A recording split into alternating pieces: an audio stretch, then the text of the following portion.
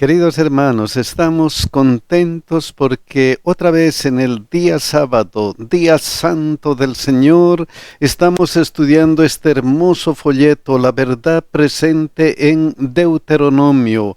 Y mis queridos hermanos, si desean una copia gratuita de esta presentación, visiten escuelasabática2000.org y pueden obtener su copia completamente gratuita. Y compartan, mis hermanos, compartan. Hoy día vamos a estudiar Deuteronomio en el Nuevo Testamento y vamos a orar, mis hermanos. Santo Dios que estás en los cielos, estamos agradecidos porque en tu inmenso amor nos traes para estudiar tu Santa Biblia, para estar en comunión contigo, Señor. Ayúdanos con tu Espíritu Santo a comprender esta lección, ayúdanos a hacer buenas decisiones y ayúdanos, Señor, en todas nuestras necesidades físicas, mentales y espirituales. Que tu bendición esté con cada uno de nuestros hermanos que están viendo y que están presentes. Y también, Señor, de una forma especial, cuida a nuestros hijos. En el nombre de Jesús, amén. El versículo de memoria está en Mateo 4:4. Miren lo que dice. Él respondió y dijo, escrito está, no solo de pan vivirá el hombre, sino de toda palabra que sale de la boca de Dios.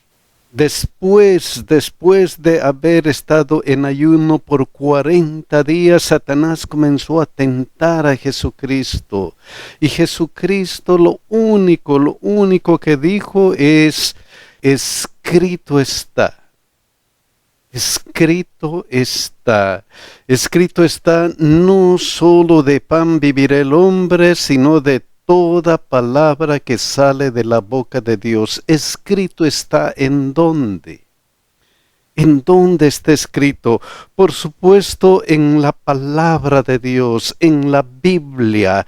Escrito está en la Biblia, específicamente en Deuteronomio 8:3, donde dice, no solo de pan vivirá el hombre, mas de todo lo que sale de la boca de Jehová vivirá el hombre.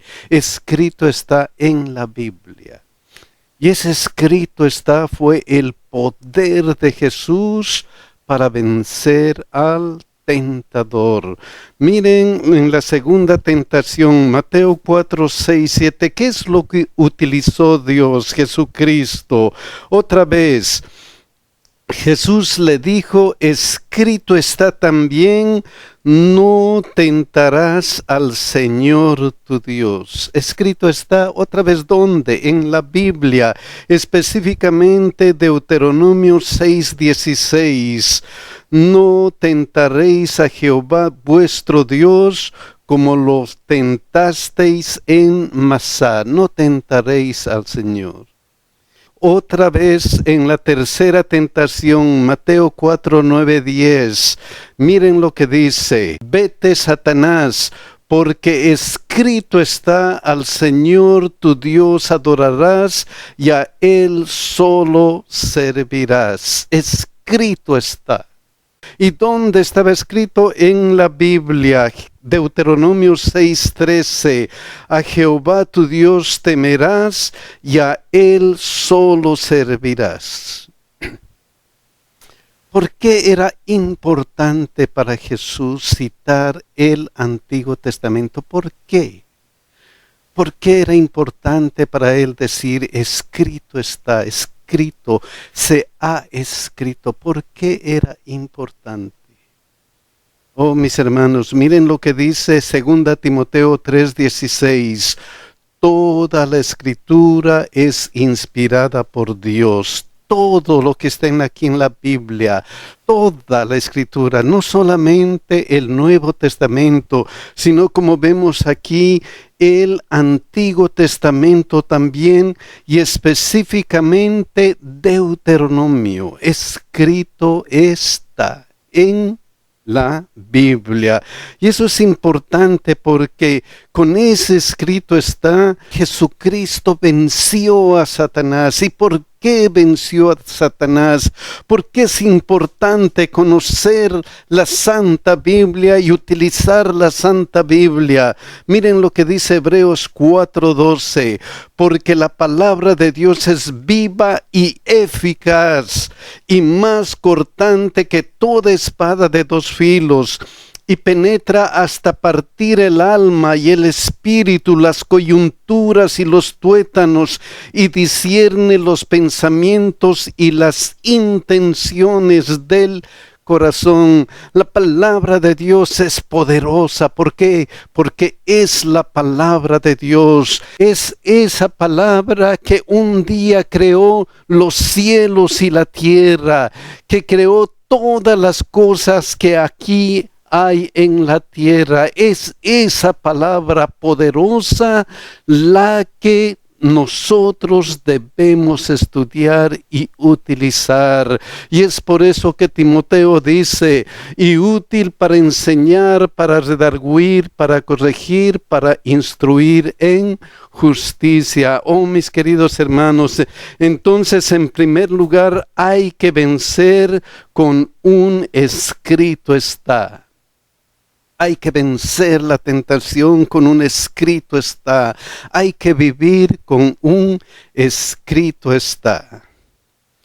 Y es interesante cómo en el Nuevo Testamento se utiliza el Antiguo Testamento constantemente, y especialmente el libro que estamos estudiando, Deuteronomio.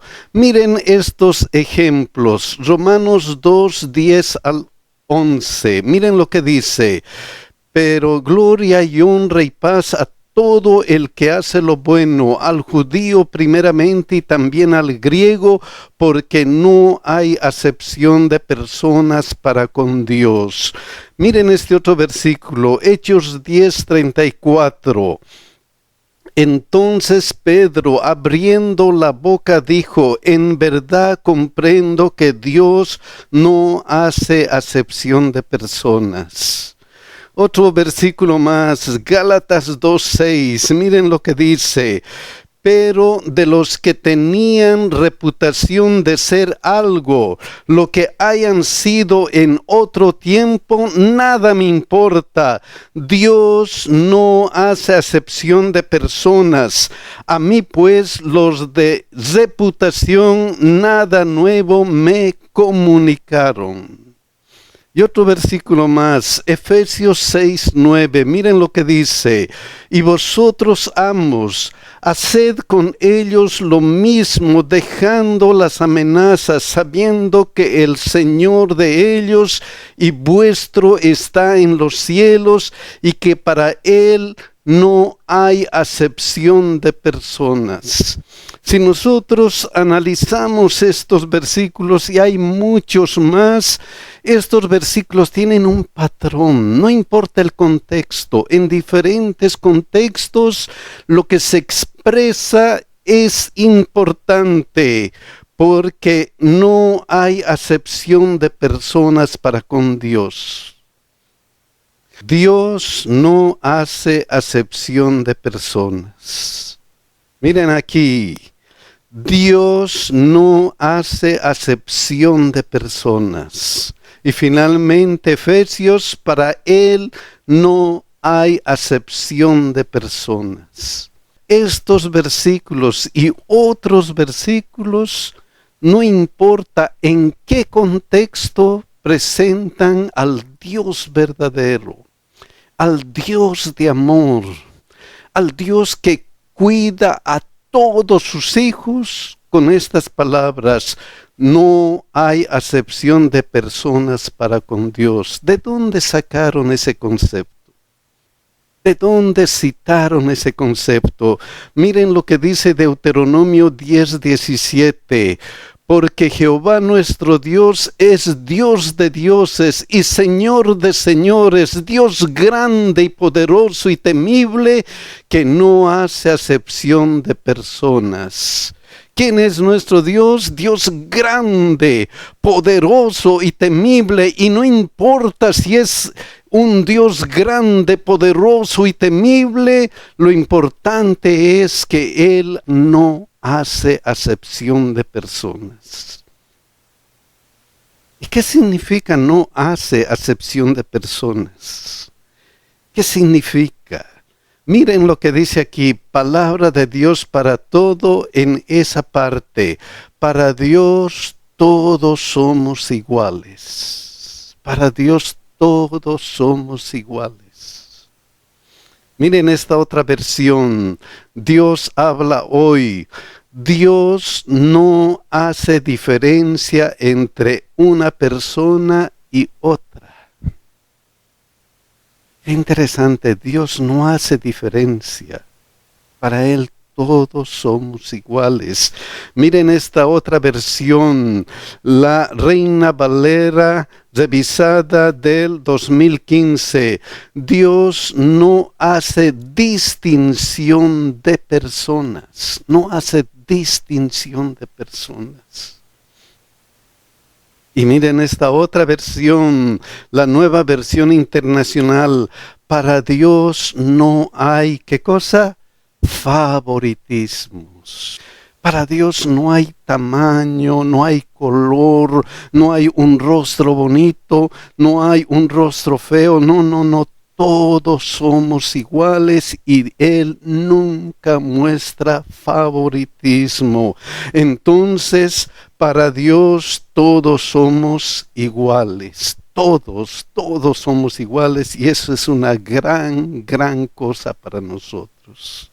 Y estamos viendo que el Nuevo Testamento se apoya en el Antiguo Testamento para afirmar verdades grandes acerca de Dios.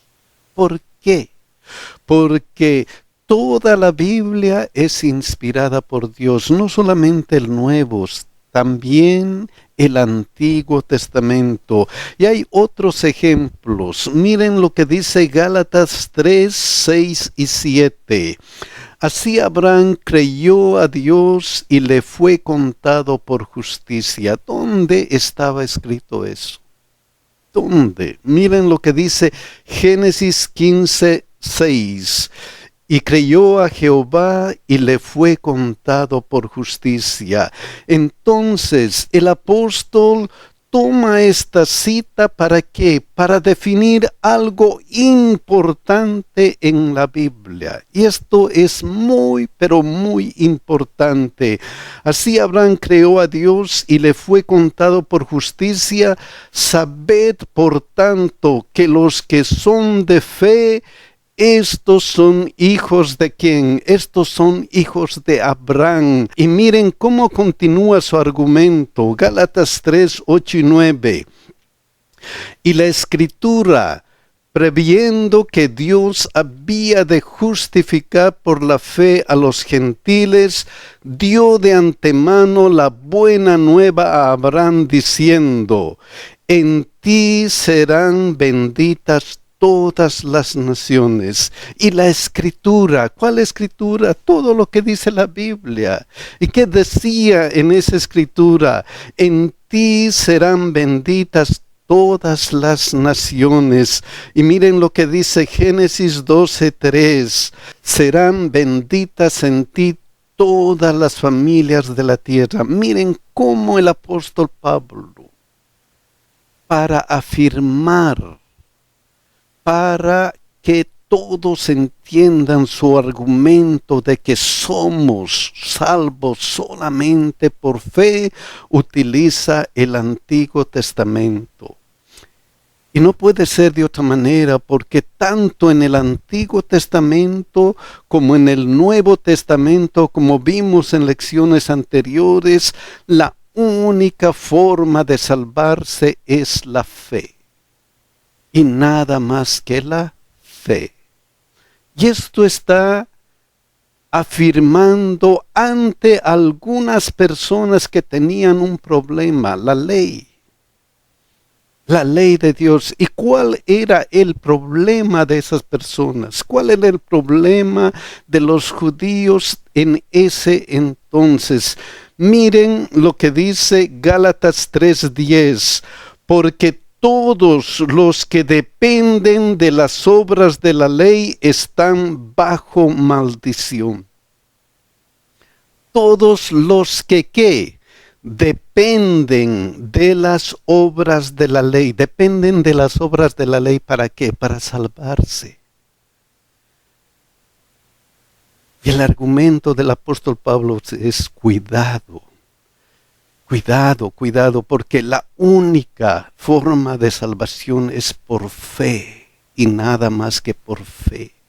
Nadie se salva si no se acerca a Jesucristo por fe, si no acepta a Jesucristo por fe, si no hace lo que dice Juan 3:16, porque de tal manera amó Dios al mundo que ha dado a su Hijo unigénito para que todo aquel que en Él cree no se pierda, mas tenga vida eterna, para que todo aquel que en Él tenga fe no se pierda, mas tenga vida eterna. Ese es el argumento general de toda la Biblia. Pero había, como dijimos, estos que dependen de las obras de la ley para salvarse. ¡Qué error!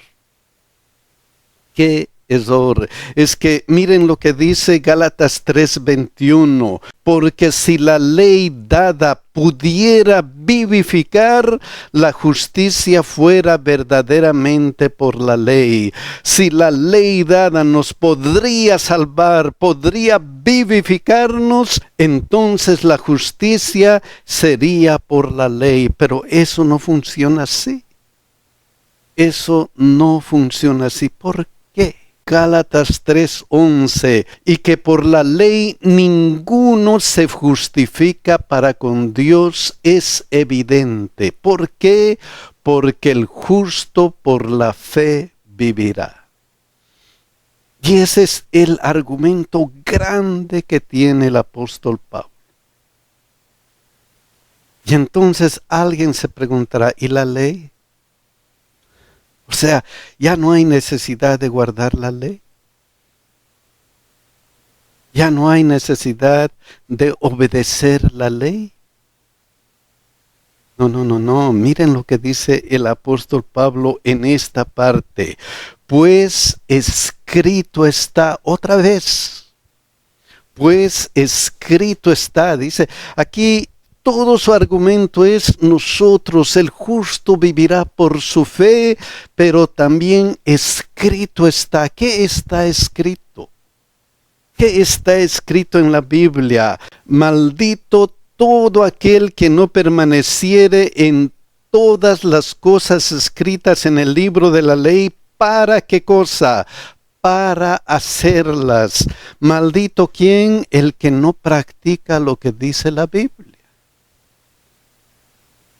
Y eso está, dice, escrito está. ¿Cómo es eso? ¿De dónde sacó ese argumento? ¿Por qué entonces para él es importante también la ley?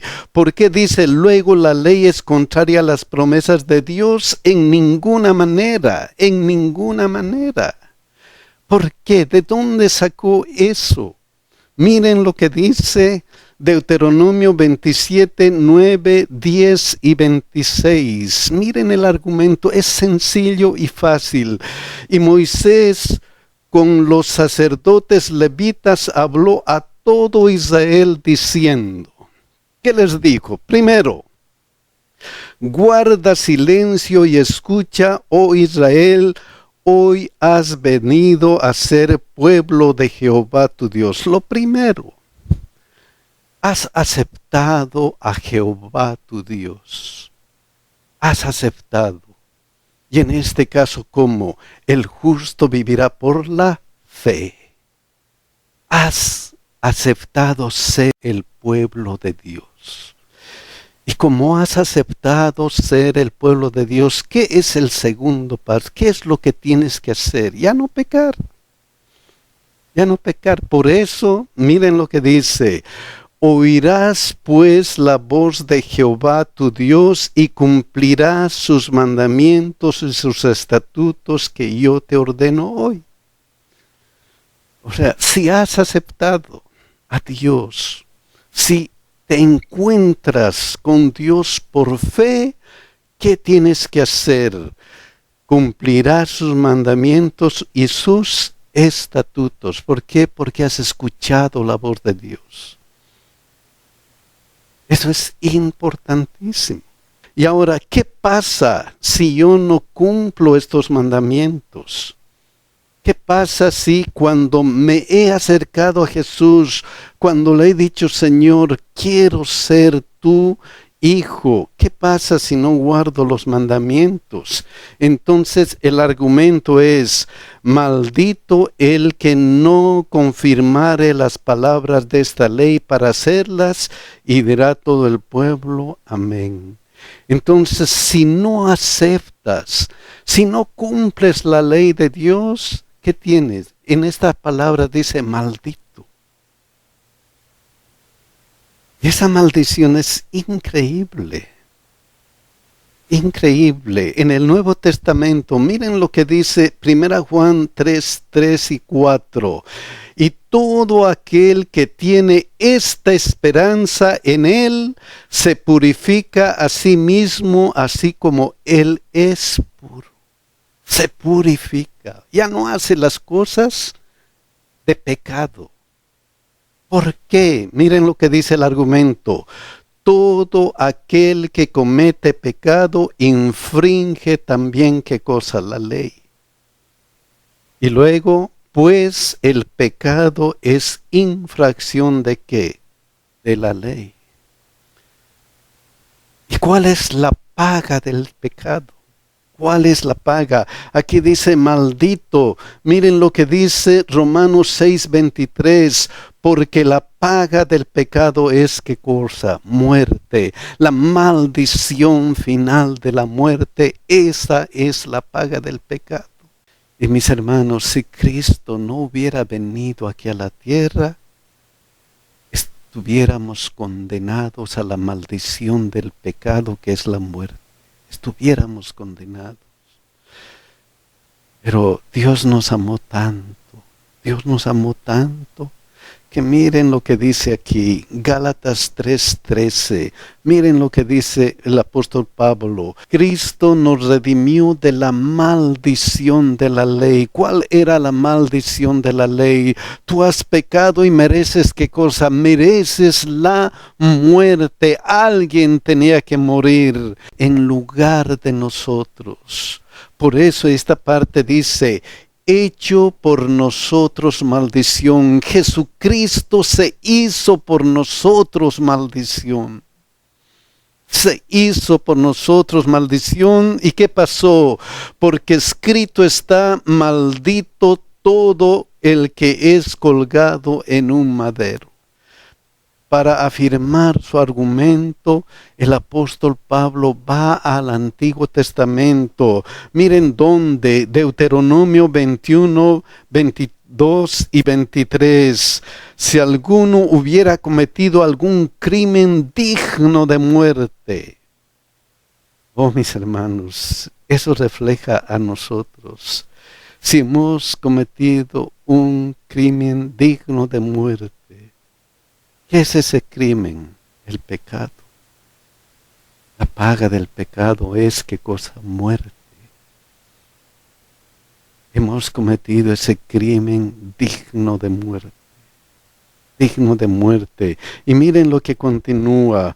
Y lo hiciereis morir y lo colgareis en un madero, no dejaréis que su cuerpo pase la noche sobre el madero, sin falta lo enterrarás el mismo día, porque maldito por Dios es el colgado. Basado en este pasaje, el apóstol Pablo dice que Jesús no era digno de muerte. ¿Quiénes eran dignos de muerte? Nosotros. Pero ¿qué hizo Jesús? Otra vez vemos este mismo pasaje, miren en esta traducción, Nueva Versión Internacional, dice, Cristo nos rescató de la maldición de la ley al hacerse maldición por nosotros, se hizo maldición por nosotros, pues está escrito maldito todo el que es colgado en un madero. Se hizo por nosotros maldición, se hizo digno de muerte, se hizo como que Él ha cometido un crimen digno de muerte. Y no lo cometió, pero tanto nos ama que nos rescató. Nos redimió. Miren lo que dice esta otra versión, Nueva Traducción Viviente. Pero Cristo nos ha rescatado de la maldición dictada en la ley.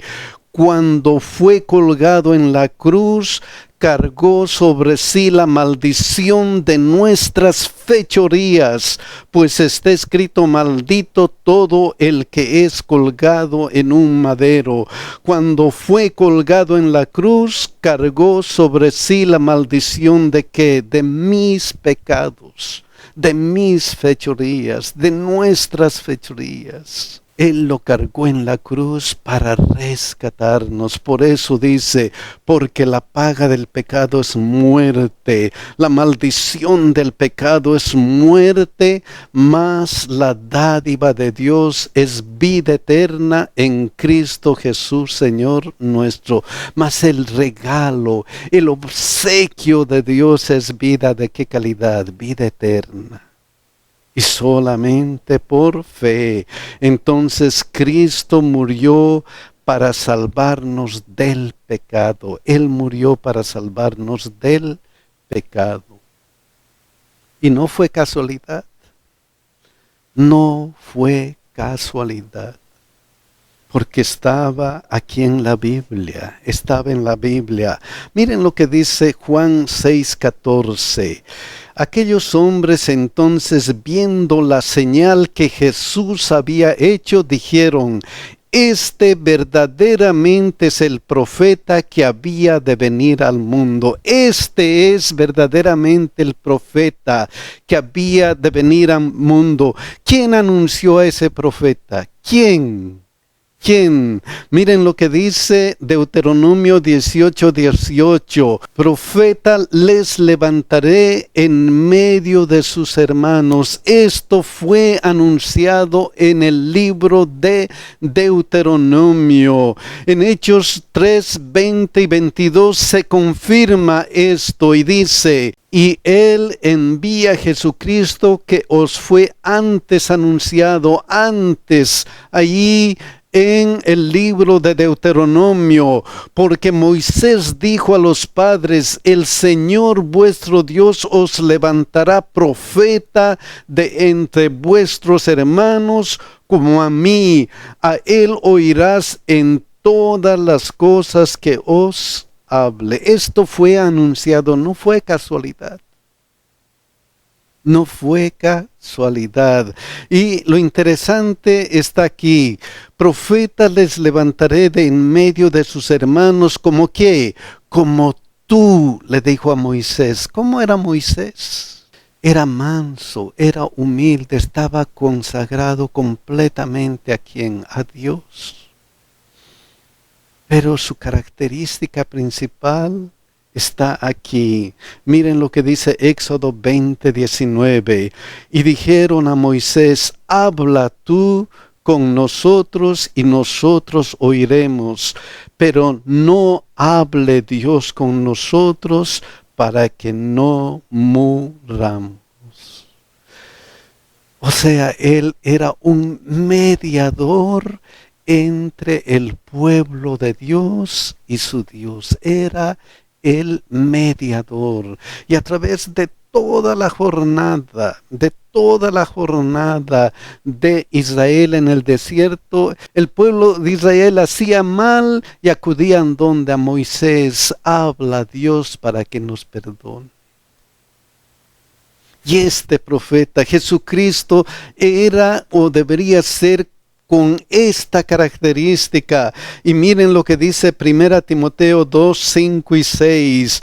Porque hay un solo Dios y un solo mediador entre Dios y los hombres, Jesucristo hombre, el único mediador, el cual se dio a sí mismo en rescate por todos, de lo cual se dio testimonio a su debido tiempo. Qué hermoso, no fue casualidad. No es casualidad de que Jesucristo en este momento sea nuestro intercesor. Él está intercediendo por nosotros. Entonces, Jesucristo es el mediador prometido. El mediador prometido. Y Él está intercediendo por nosotros. Él está diciendo, mira, yo me he sacrificado por Él y Él merece la vida eterna. Él merece la vida eterna. Pero ¿qué pasa cuando rechazo?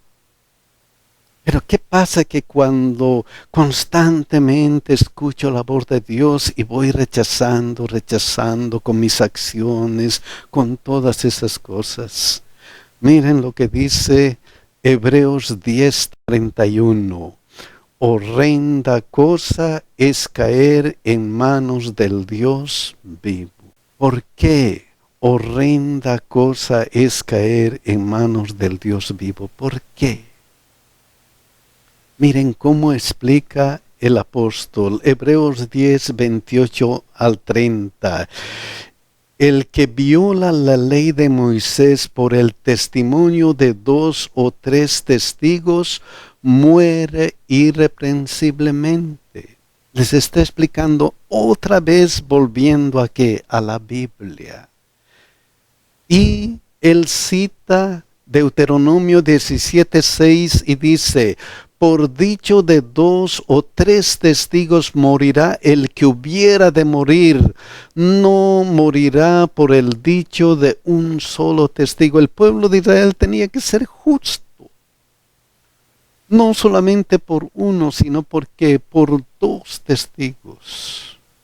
Y aquí el apóstol Pablo utiliza este pasaje para decir lo siguiente: el que viola la ley de Moisés por el testimonio de 2 o 3 testigos muere irreprensiblemente. Eso es lo que sucede, pero ahora, ¿cuánto mayor castigo pensáis que merecerá el que pisoteare al Hijo de Dios y tuviere por inmunda la sangre del pacto en la cual fue santificado e hiciere afrenta al Espíritu de gracia? Oh, mis hermanos, por esta situación, si nosotros rechazamos el sacrificio de Cristo, si nosotros no hacemos caso al sacrificio de Cristo, ¿qué más puede hacer Dios? ¿Qué más puede hacer Dios? Él es justo y va a dar a cada uno la paga que le corresponde. Al que ha aceptado a Cristo, la salvación; al que ha rechazado, la maldición del pecado, que es la muerte. Por eso, horrenda cosa es caer en manos del Dios vivo si nosotros rechazamos la sangre de Jesucristo. Continúa. Pues conocemos al que dijo, mía es la venganza, yo daré el pago, dice el Señor, y otra vez el Señor juzgará a su pueblo. Parte de esto también está en Deuteronomio 32:35. Mía es la venganza y la retribución. A su tiempo su pie resbalará, porque el día de su aflicción está cercano, y lo que le está preparado se apresura. Mía es la venganza. Entonces el apóstol Pablo argumenta, tienes que aceptar a Cristo. Tienes que aceptar a Cristo, porque si no aceptas a Cristo, ¿qué pasa? Horrenda cosa es caer en manos del Dios vivo. Alguno dirá, pero ¿me quiere asustar? Sí, nos quiere asustar. Sí, debemos asustarnos. ¿Por qué? Porque la la paga de la maldición del pecado es muerte, y esa muerte va a ser horrenda. Va a ser horrenda. Nadie debería morir una muerte horrenda como la maldición del pecado. Nadie. ¿Por qué? Porque tenemos provisión. Porque Cristo nos ha provisto una salvación. Por eso si aceptamos a Cristo como nuestro Salvador personal, por eso si aceptamos ese sacrificio grande, miren lo que Pablo continúa con su argumento. Hebreos 10, 35 al 37. No perdáis pues vuestra confianza, que tiene grande galardón. Si has aceptado a Cristo, no pierdas tu confianza, que tiene grande galardón, porque os es necesaria la paciencia, para que habiendo hecho la voluntad de Dios, obtengáis la promesa. Para que habiendo hecho la voluntad de Dios, obtengáis la promesa. Porque aún un poquito, y el que ha de venir vendrá y no tardará. Aún un poquito, el que ha de venir vendrá y no tardará. Lo que les está preparado se apresurará. Oh, mis queridos hermanos, Cristo va a venir pronto. Y Él nos está preparando una casa hermosa allá en la patria celestial. Oh, mis hermanos, lo único que tenemos que hacer es aceptarle como nuestro Salvador. ¿Qué vamos a hacer, mis hermanos? ¿Qué vamos a hacer? Que Dios nos bendiga, a que un día podamos estar con nuestro Señor Jesucristo allá en la patria celestial. Que Dios nos bendiga y nos cuide, mis hermanos.